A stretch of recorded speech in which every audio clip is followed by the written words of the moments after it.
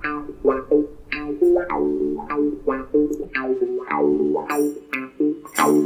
good evening, good afternoon, good morning, wherever you may be, and welcome to the MMA Shower, sponsored by Hatton James Legal. For all your employment law needs, please go to hattonjameslegal.co.uk. So that's for all your employment law needs. Go to hattonjameslegal.co.uk. And to get your podcast fix, you can go to srbmedia.co.uk, srbmedia.co.uk, king of podcasts. A variety of podcasts from speedway to football, soccer, and obviously MMA and even some wrestling you'll find there. To contact the show, you can email on the MMA Show7 at gmail.com, at the MMA Show7 at gmail.com. Twitter is at the MMA Shower, and Facebook page is Let's Talk MMA. Let's Talk MMA. That's Facebook on the group page, and it's always welcome with your comments and questions and general interaction. Okay, in this month's episode, we will preview UFC 264, and that's Dustin Poirier versus Conor McGregor 3. So this is going to be the Trilogy fight, and that takes place. And so that's going to be our main focus is UFC 264. And if there's time for a fun question or two, we'll try to get into those. And moving into introducing the guest and the co-host for this episode, it's Matt Penny from purelymma.co.uk. Hello, Matt. How are you? Good afternoon. It's been far too long, mate. A mad world still due to pandemic, etc. But all good here, mate. Hope all good with you. Thank you. Yeah, you said it right on there that it's still a bit crazy, but hopefully we can see some decent light at the end of the tunnel. And we're just trying to get through it as the best we can, and this is part of it as well, I think. So looking forward to the next 40 minutes or so. So UFC 264, obviously it's Poirier versus McGregor, the trilogy. I think just before we get into the fights, just generally opening it up in terms of what it could mean to for the division, and Poirier's decision not to fight Oliveira for the title, now to fight McGregor. Now, the money aside, I mean, that's a no-brainer. You know, you're going to earn a lot more money fighting McGregor. Just ask Nate Diaz and what it's done for him. Two things: Poirier's decision not to go for the title. You got a problem with that, or you just make hay while the sun shines? No, I've got no problem with it at all. I completely understand why he's done it, and I think he's probably he's still at a decent age. You know, it's not like he's pushing for time or anything. So I think he's probably right just to take this trilogy, close it off, because Conor was very quick to turn around the fight with Nate Diaz number 2. He was very quick. You know, they had the fight signed within a week of the first one, and we're still waiting on the trilogy. You know, multiple years later. So Poirier saying, "Well, let's get out of the way, let's get it done, then we can both move on with our relative careers." So I think it's probably a good move. And from McGregor's perspective, he just wanted to avenge. He wants to avenge a loss. Yeah, it's make or break for him, really. So it's usually he does well for a turnaround fight like this. You know, the Nate Diaz second fight went a lot better than the first, so we'll have to wait and see. But I think for McGregor, you're right to point out Nate Diaz, but I got the feeling during the Nate Diaz, the second fight, that, now this is pure speculation, it's just a feeling, it's arbitrary, you know, there's no science behind it, but I felt Nate in the third, maybe the fourth and fifth round just backed off quite a lot, and he could have done a lot more, but I thought in his head that he thought that if he loses the fight, that's one each, and it's going to go to, you know, a trilogy, and that will be another $2 million. Just a feeling I've got, but yeah, and that's you're possibly on the money there. I think it's he knows he's not an idiot. He acts like an idiot, but I don't think he is an idiot. I think he knows good business. You know, it's probably better for him to drag it out. Yeah. And I'm not sure if you remember before the McGregor fight, because McGregor was going to fight Rafael dos Anjos, and he got injured.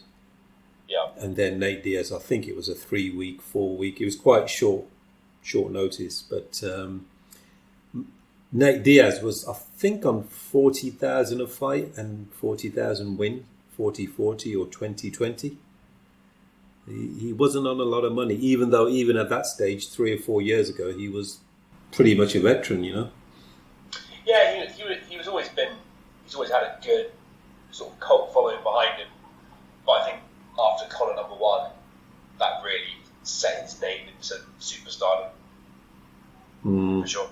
Yeah. I mean, as an example, we're pre-recording this, but last week when he fought Leon Edwards, you know, he pretty much got outclassed for 4.5 rounds. You know, Edwards was in control, never looked in danger. And then Nate Diaz had that minute where he rocked him for, I don't know, minute, 90 seconds. And everyone was talking about Nate Diaz. No one was talking about Edwards. And he's probably raised his stock even more, even though he lost in the end, quite comprehensively. Yeah, that fight got me pretty angry, to be honest. I thought he spent the fight mucking around a lot, you know, doing the whole Nate Diaz, you know, taunting thing. But I just, for me personally, I just don't get it, because he was getting pieced apart for the whole fight. So, you know, him doing the whole, you know, hands behind his back and, you know, walking away and not looking at Edwards, like that to me just didn't do anything for me. You know, I looked at him and thought, well, you're getting pieced up, mate. You're not doing any damage. It's not like you're winning the fight, piecing up Edwards and then walking away. You're not. You lose it. Yeah. So for me personally, he didn't do a lot. And even when he had Edwards rocked within the last minute, he didn't pounce on it. He didn't activate himself. He didn't go for it. And I just thought, well, you know, but it something about him, you know. He's made his money and he's made his name now. So yeah. Okay, we'll move on to the card in hand, which is UFC 264, and that's taking place on July the 11th, I believe, next month. And we're going to go through the main card, but not every fight. So we'll go through Sean O'Malley, he's a gifted fighter and a rising star, against Louis Smolka, who's got a pretty good record. And what's your thoughts on those two and the obviously prediction? Yeah, Smolka's probably a decent test for Marley. You know, Smolka, I think, has got a good amount of grappling in him, a good range of wins from KOs to submissions.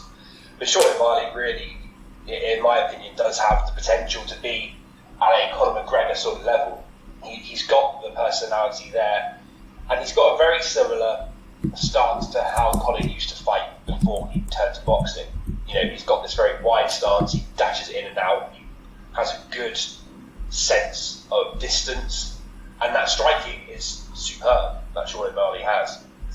And he probably has a better ranging of wrestling and on the ground to Conor McGregor. So, a huge star in the making, potentially. If he can keep himself fit, you know, he's got a history of getting injured, O'Malley. So let's see if he can stay fit. It should be another easy win. I mean, I think he gets criticised in the past for fighting cans and getting really easy fights, but that's kind of what you got to do to potential up and coming stars. You've got to give them slightly easier fights and give them wins, and that's how you build up a star.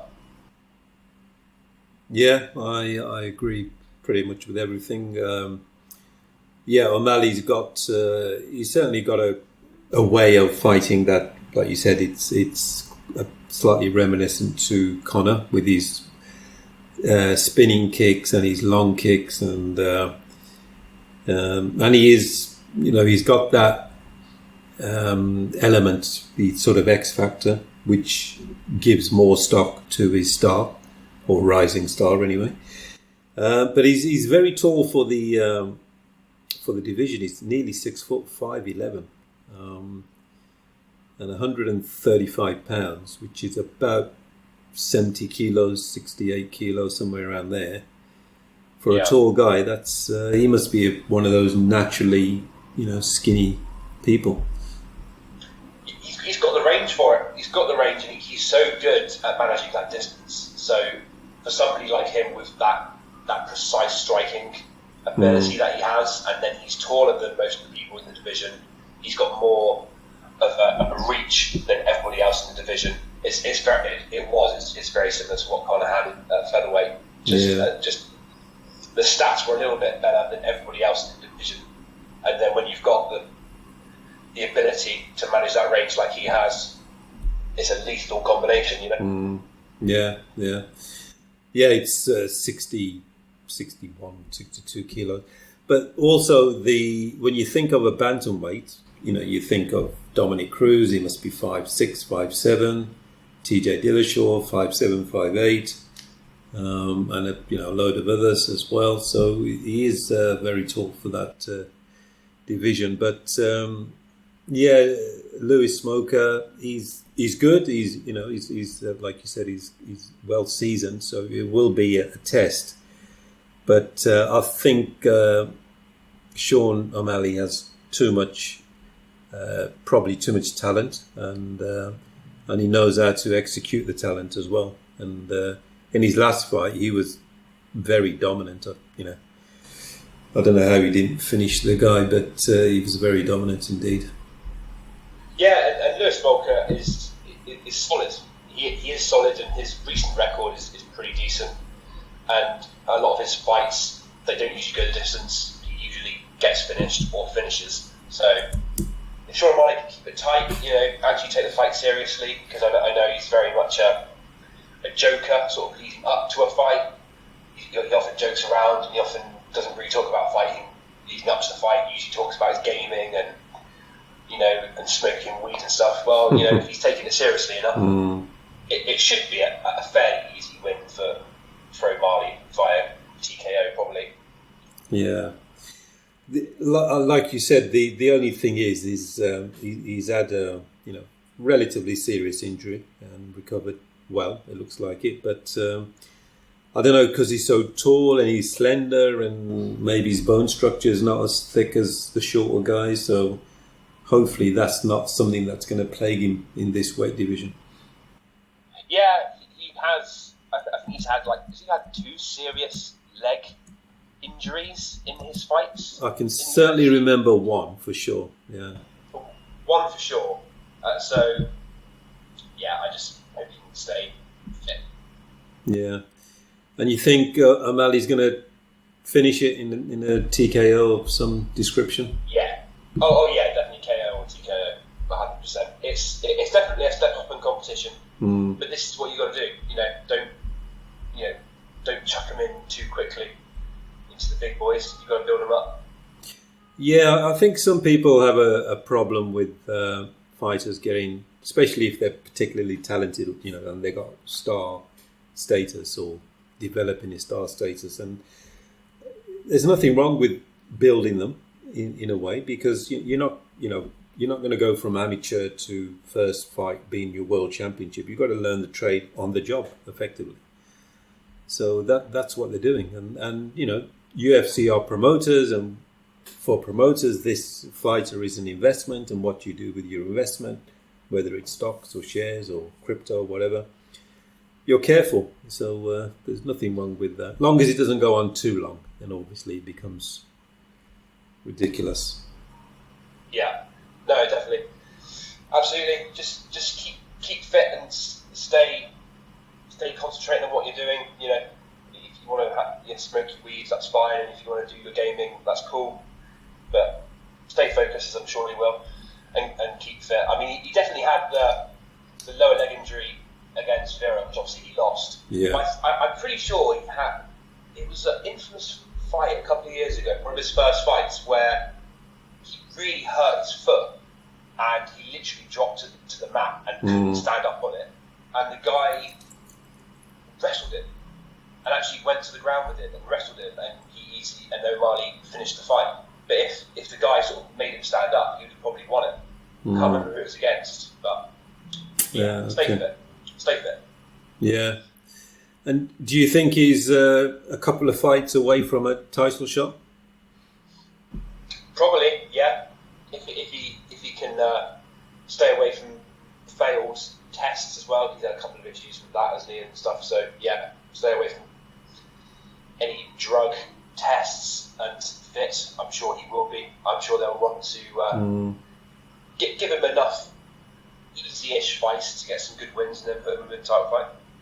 Yeah. And he normally dyes his hair some rainbow Skittles colour, doesn't he? Skittles or something. Yeah, or some fans love that kind of thing, don't they? Yeah. It makes him stand out a bit. So It does. Yeah, and like you say, the rest of his antics, gaming, he doesn't really give a serious interview before the fight. And when he's been filmed, when he's at an event and they put the camera on him, I don't know if he has a ready-made weed. He just pops one out and does that. So yeah. Oh yeah. It's much. He kind of wants to copy Nate Diaz a little bit. I think he kind of wants that cult following. Do you think that's his inspiration? Oh yeah, for sure. Yeah, he just his overall way of acting, and I think he knows. If he gets that Nate Diaz level of sort of cult following, he's going to have a career in fighting, even if he doesn't perform as well as he'd hoped. And he's only 26, so if he does become world champion in the next year or two, then if he keeps his head straight, he could be there a long while.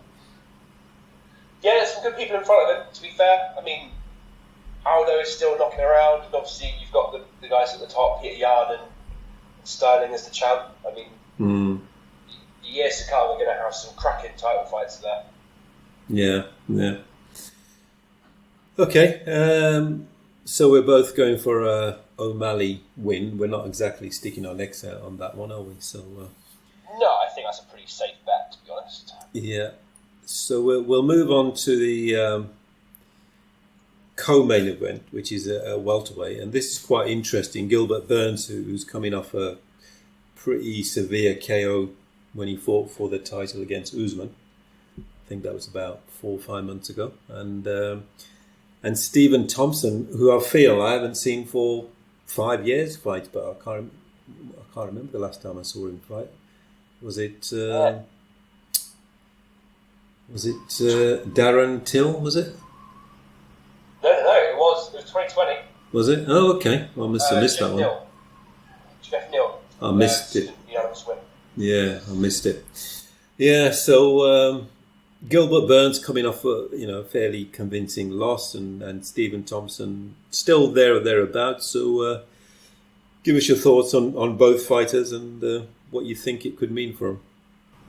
I wonder what he is still there, but I think the criticism of him recently, and I do find myself agreeing a lot of the time, is that he's a lot more of he's just very chilled. You don't really see a gut instinct from him to finish a fight. He seems very happy to just sort of sell through a fight and let the judges make the decision. I just think if we could see a cutting edge from him, we might see another push from him for his career for a title. But at the moment, we just don't see a lot from him. A lot of his fights go the decision, and he seems happy with it. And Ariel Helwani says he's the not the BMF, but the NMF, the nicest mofo in the game. Yeah. It's well, that's all well and good, and it's nice that he's respectful in every fight. But sometimes you need a cutting edge to go out and really want to finish a fight and stand out. He's had 2 title fights, obviously. Both against Woodley. Yeah. Yeah, who now in this sort of career you think Thompson would win. But Thompson early on, he did have quite a few finishes. I remember Jake Ellenberger, Johnny Hendricks, and a few others. But you're right. Lately, if you think of him in the since the title fights, it's pretty much decisions. Yeah, he even finished Robert Whittaker at one point. But it seems since the title fights in 2016, 2017, since then he's just very happy to take a decision, very happy to take the foot off the gas. And I think against somebody like Gilbert Burns, I think he'll use that. I think Burns is more than happy to go for the kill. And I think he was not unlucky against Usman. I think Usman's on another level at the moment. Then I think it's probably just the wrong time, the wrong place for Gilbert Burns. Because looking at the names on his resume from recent fights, it is incredible. So I think for Wonderboy, I think his best chance was to keep it on the feet, use the reach, and use kickboxing. Yeah, which is what Gilbert is going to expect. There's going to be no surprises there, is there? No, absolutely not. And you got to think Gilbert is his best weapon is probably his wrestling. Second degree black belt in jiu-jitsu. I know Wonderboy has multiple black belts himself, but he's not well known. That's not his main thing. His kickboxing is a standout. Obviously, multiple time world champion in kickboxing. Yeah. So it seems pretty cut there. If it stays on the feet, Wonderboy is probably got the best chance. But if Burns can really close that distance and stop the kicks and take him down, you think Burns will close out the fight. Yeah, and I think one of the factors for Burns maybe against the Usman in the Usman fight was for a while, I can't remember how many fights, but Burns was pretty active at lightweight, so I don't know if that made a difference. But Wonderboy's more of a natural welterweight, so maybe the power in his kicks, and he's got about 40% finish record, so he knows how to finish fighters, but he hasn't been doing that lately. Yeah, it'd be great if he can keep it on the feet and he can use his kickboxing and show just like 10% more of a willing to really finish off a fight and finish off a guy. I think it would be beneficial for him. I think he'd really benefit. And I think if he could finish something like Gilbert Burns, I think that'd be a real boost and really put his name in people's minds again. Yeah, and I think that Gilbert Burns obviously is one of those elite jiu-jitsu practitioners, because in the Usman fight, I think when he got knocked down the first time, he sort of went into guard, and then Usman hesitated a bit. Then thought, because they were partners, weren't they? Training in the same stable. They were. Yeah. Yeah, they were good friends. Yeah, and that was part of the build-up as well. So, but I'm not sure about his wrestling is that elite. With Brazilians, if they are elite jiu-jitsu, because wrestling isn't ingrained since 6 years old, 7 years old, they normally haven't got that level of sort of takedown and hold and obviously their control on the ground, but that's to take it to the ground is sometimes a bit difficult. But Stephen Thompson, he's 38, 39 now, so the nickname Wonder Boy starts to get a bit funny. Yeah, and you've got to keep yourself fresh in this game. Like Wonder Boy is always going to have a soft spot in a lot of older fans' hearts, but the younger generation of fans coming in, you need to refresh the memories of people, and you've got to put like a new highlight into your highlight reel, if you will. Yeah. I don't know how many times, whenever Pettis is fighting, God, how many times they've showed, the Showtime knockout, and it's like, you need something new, and it's just like Wonderboy, you need something new just to remind new fans what you're about. Yeah, no, that's a good point. Who are you going to go for as a prediction? I will go Wonderboy decision win. Yeah, I'll go Wonderboy decision win. Just because he has a little bit of momentum going. Burns is just bouncing back from a defeat. Like you said, Burns is more of a natural lightweight. He's sort of a smaller welterweight. Wonderboy is probably a big welterweight. So using that big size advantage, he can probably get out of a takedown attempt from Burns. And then if he keep on the feet, he'll probably have the advantage a lot more than kickboxing. Yeah, I think I'm going to agree. I might go for a TKO Wonderboy if he can get one of his spinning kicks or a hook kick or something similar to that. So I'd love it. I love it. I'm all here for that.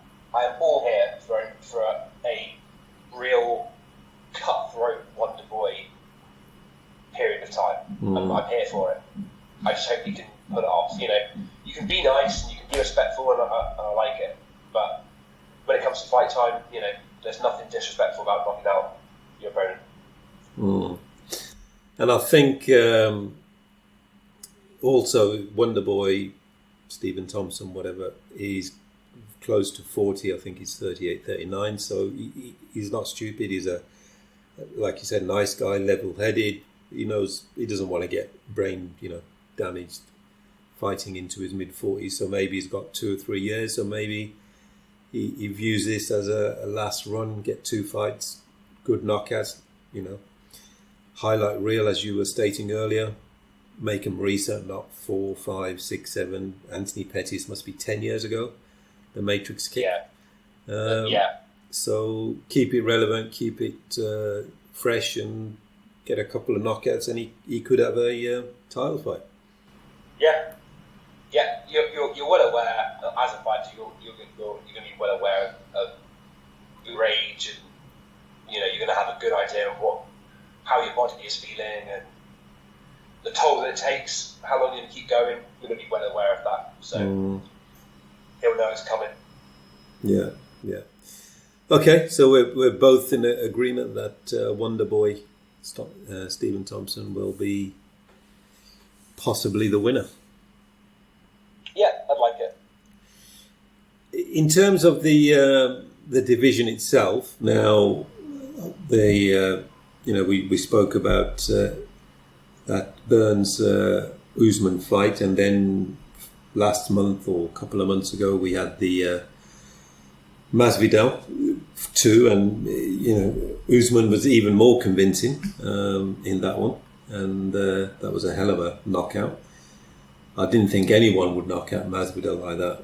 I thought he was one of those people like Diaz brothers and a couple of other people. There's just something in them that doesn't knock them out. Normally 10 bags a week, but we won't go there. So the division itself, I believe Covington is 99.99% there with Usman. Would you like to see that? I'd love to see it. I think Colby probably had the best performance against Usman that we've seen. I think literally 10 or 20 seconds more, and Colby would have taken Usman all the way to the 5 rounds. Dana says he's the next title. He's the next contender. He's the next title fight, like 100%.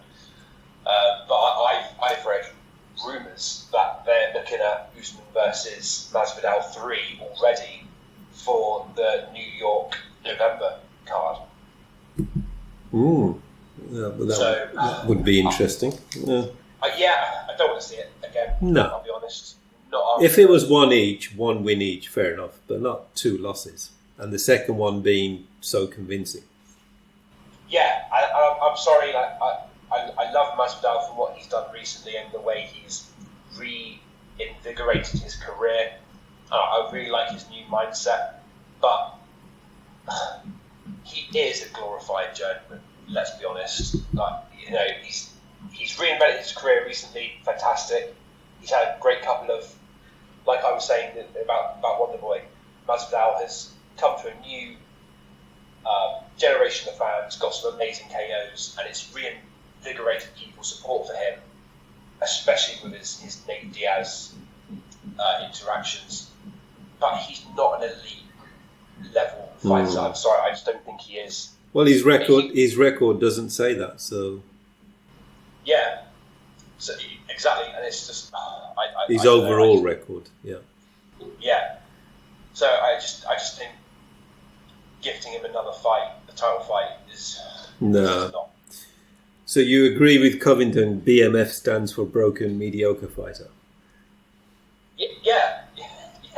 To be honest, I do. Yeah. Again, you know, and again, he has done very well to have new highlights recently. Got new fans from a new generation of people. Cool. His new mindset and his new outlook in press conferences. It's a very popular way of dealing with the media, and it does get a level of support and a good amount of fans. But as technically, it's just you can't back up and talk. I'm sorry, you can't. So I wasn't surprised. I actually wasn't surprised. I know he doesn't get finished very often, and the last time he was finished was a submission in 2009, I think it was. But I wasn't surprised that he lost again. Yeah, and I think with Usman, I think it's a case of yes, I think he's done 3 title defenses, Burns 2 against Masvidal. But I think he's taking this a bit far about he's going to choose the next fighter and calling out GSP. Now, I remember Woodley doing this when he won the welterweight title. I think after his first defense, he called out GSP. These guys need to build 5 defenses, 8 defenses. Then, it seems these days that a fighter, okay, you may win impressively first 2 title defenses, whatever. But then they start saying GOAT and pound for pound and all this rubbish. And John Jones 14, 15 defenses, Anderson Silva 12, Mighty Mouse 11, 12, GSP 10. I remember GSP probably before you joined the UFC as a fan. Yeah. He literally went almost twice around. I'm sure he fought Koscheck twice, and a couple of fighters he fought twice because he just kept clearing out the division, and that's all he had to do. So, yeah, people nowadays seem very, very cool. Like they want to rush the GOAT status, rush people into the GOAT conversation. I think after the last knockout, I was very that impressed. That actually impressed me, and even though he's had a couple of finish wins, I was still very much under the impression that he's a pretty boring champion. He's a pretty boring guy. But after the last one, call me converted. I like him a lot. He takes it seriously, and I think I get it. I get why you call out GSP, right? You want to, as a welterweight, you want to be the one that calls GSP out and gets GSP out of retirement and beat him. That's what you want to do. Everybody wants to have that on your record. So I get why he's doing that. But I think if Usman keeps his head down and he stays concentrating and clears out the division once more, I think you'll be looking at closer to the argument for sure for the GOAT conversation. Yeah. To be honest, if you look at the division overall, it's not massively strong. There's not a lot of contenders there. You've got Colby coming back up, but again, you've already beaten him as Usman. Gilbert Burns is number 2, who you've just beaten. Leon Edwards is there. You've beaten him in the past, but he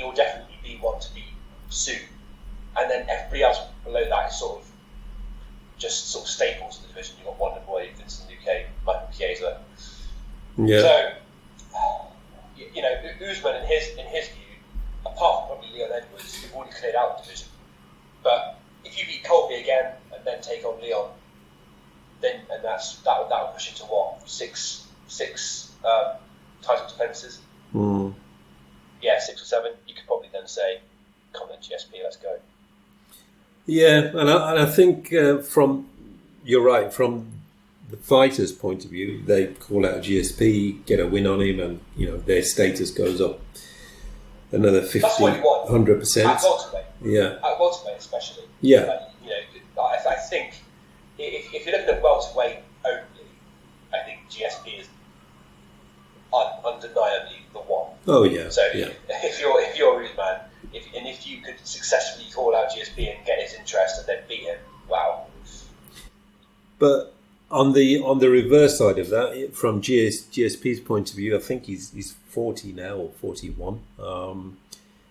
He's got nothing to gain if he beats Masvidal or if Covington's champion. Yeah, they're at their time, they're the best, obviously, but for GSP, doesn't really do anything for his sort of stock. The only fighter I think he would come out for is, and this probably wouldn't be, well, it wouldn't be a welterweight, it'd be a catchweight, is Khabib. And Khabib, if he can, and then that will generate X amount of sales, and GSP will think, well, it's Khabib, you can pretty generally call him. I think he's had 6 title defences, one of the best ever, and the GSP obviously is up there. That would break all UFC records, I think.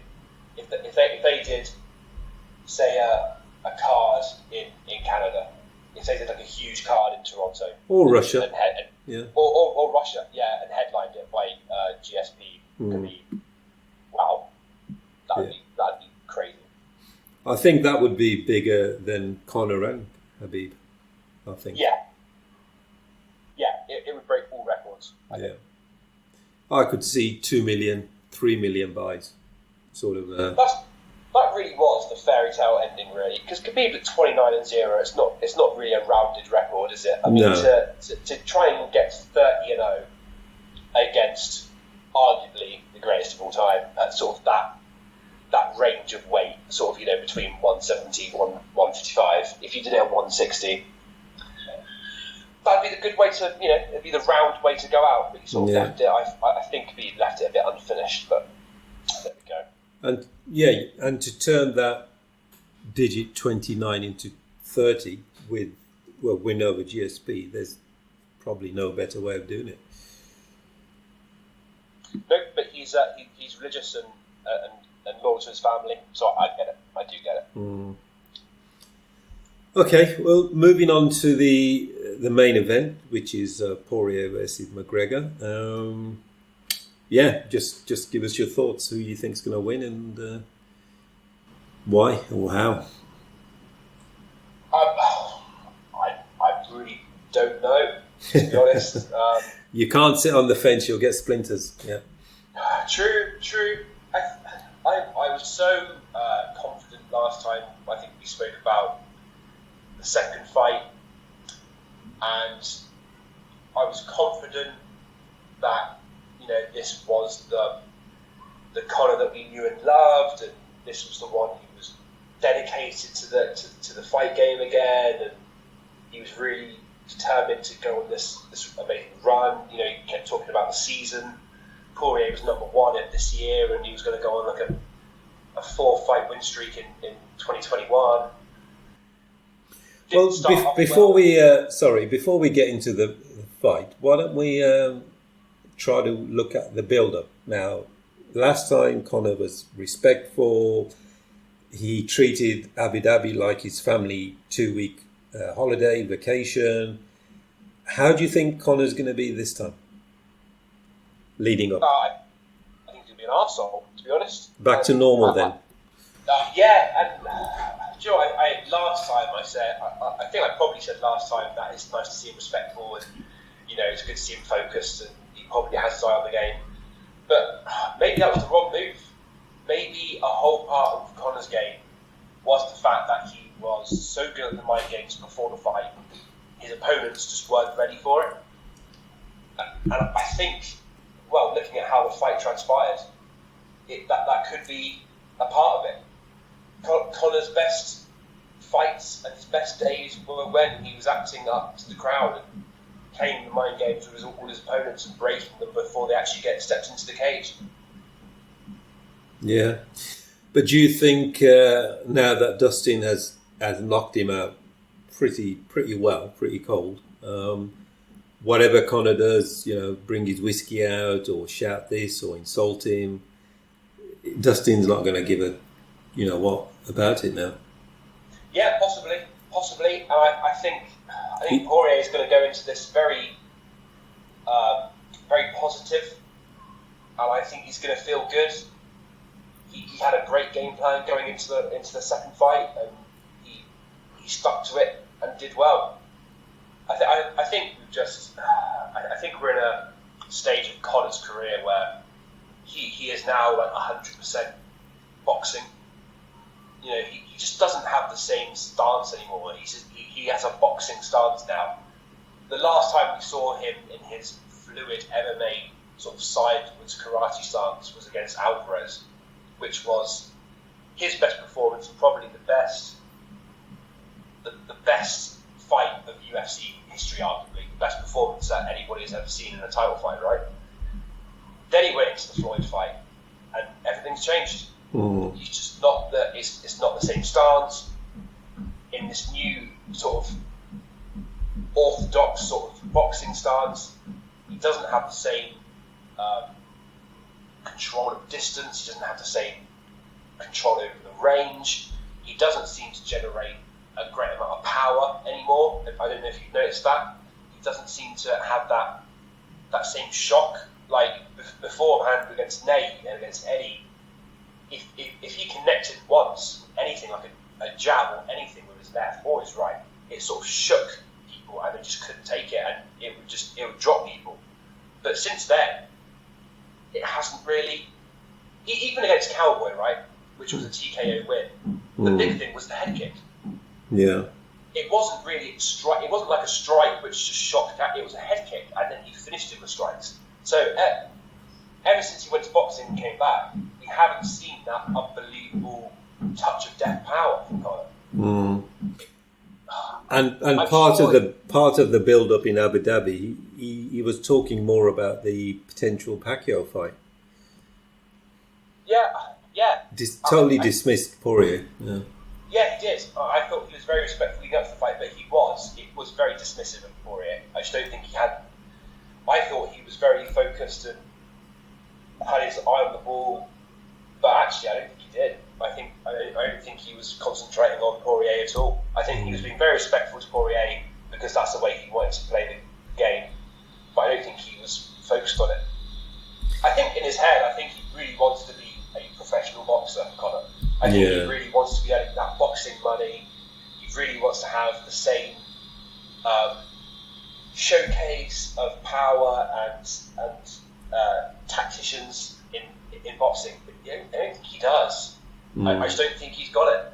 And he's taken that boxing stance into MMA, and we're not seeing the same guy that we saw 4 years ago.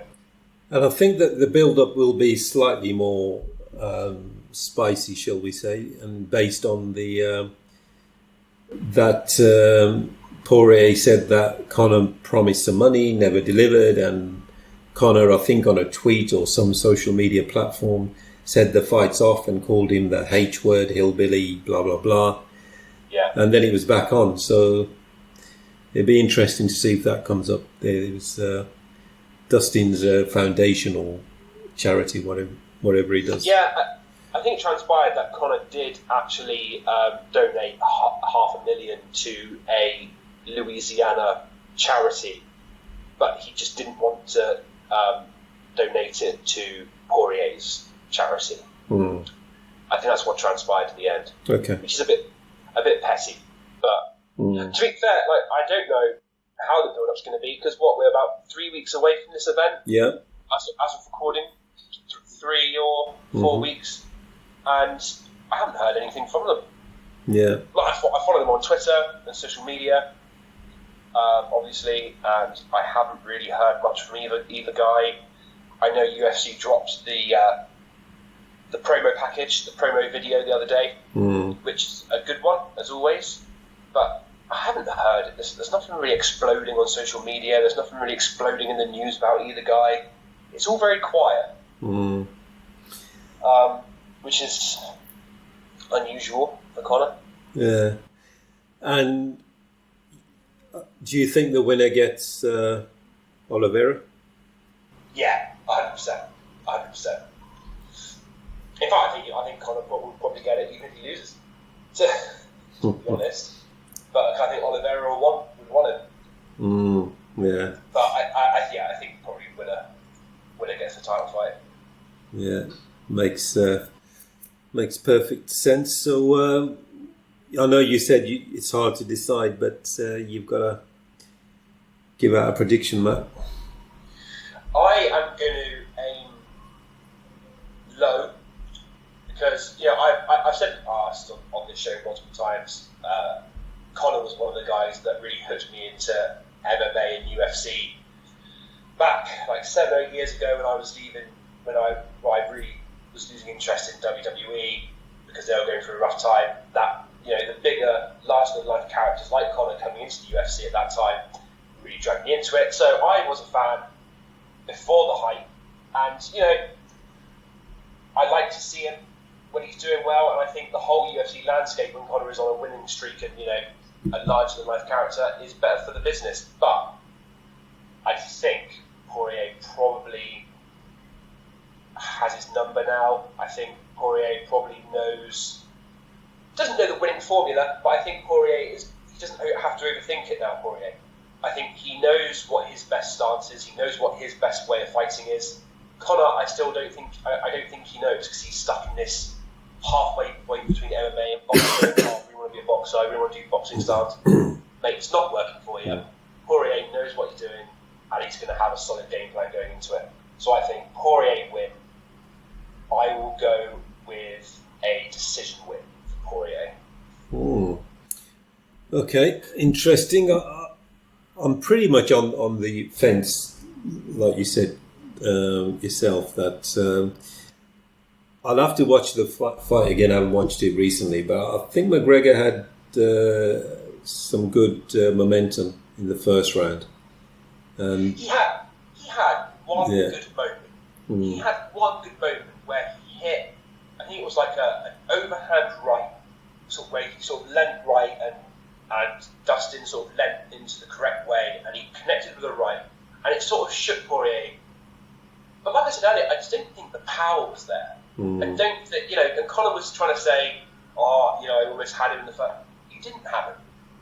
You just didn't, mate. You didn't have that touch of death power.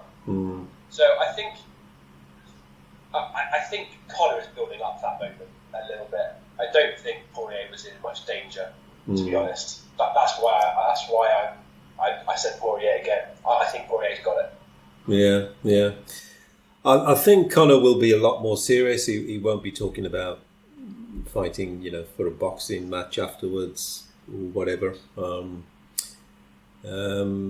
I think his build-up will be serious. Probably maybe needed a different camp in the last couple of years, but I think he's seen this as his last couple of fights. So I'm edging towards Conor, to be honest.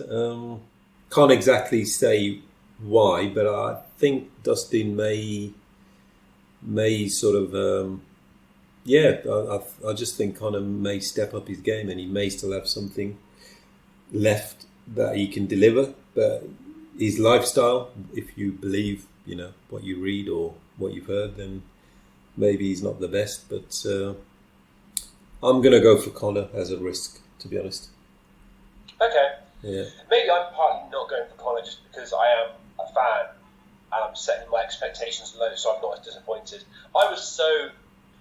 It sounds really pathetic now, I'm saying it out loud, but when Conor lost in January, I legitimately unfollowed all sort of MMA social media for a good month.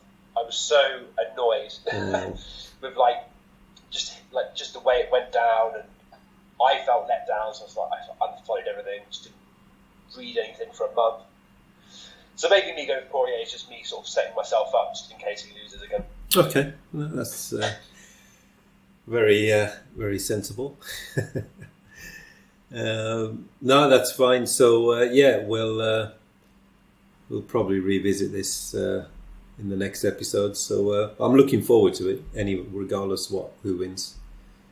Oh yeah, I really hope that I detach myself from who I support and who I like, and just watch the event and be interested.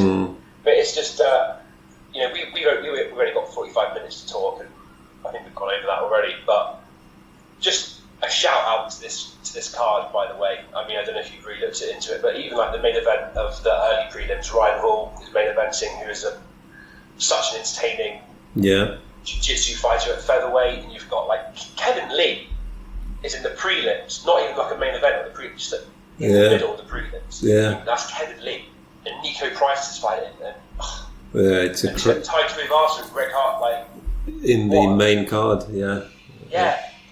I think I'd probably swap Kevin Lee and Greg Hardy. I know. But, I don't know why Greg Hardy continues to get himself in that main card slot. But controversy, I think. Yeah. Yeah. What a card! It is. It's one of those where you want to watch all the prelim and then the main card as well. Yeah, that's my issue. See, because it's late at night, and usually, obviously here for the UK. Usually what I do is I get a good couple of hours sleep in first, and I set my alarm for like 2 a.m. Yeah. And then I watch get the main ready. event, and then the main card. Yeah. But I think I don't want to miss Ryan Hall. I don't want to miss Kevin Lee. Yeah. So I'm gonna have to like go to sleep at about 8 o'clock, I think. Yeah. In the evening. Yeah. Wake up. Go to sleep early evening. Get up at midnight.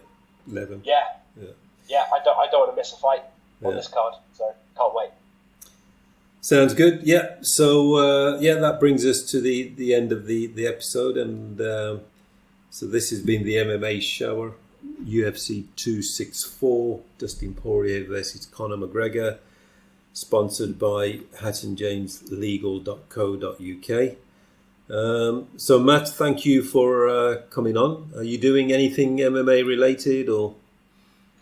Unfortunately not. I actually got into the pre-sale of the 264 tickets.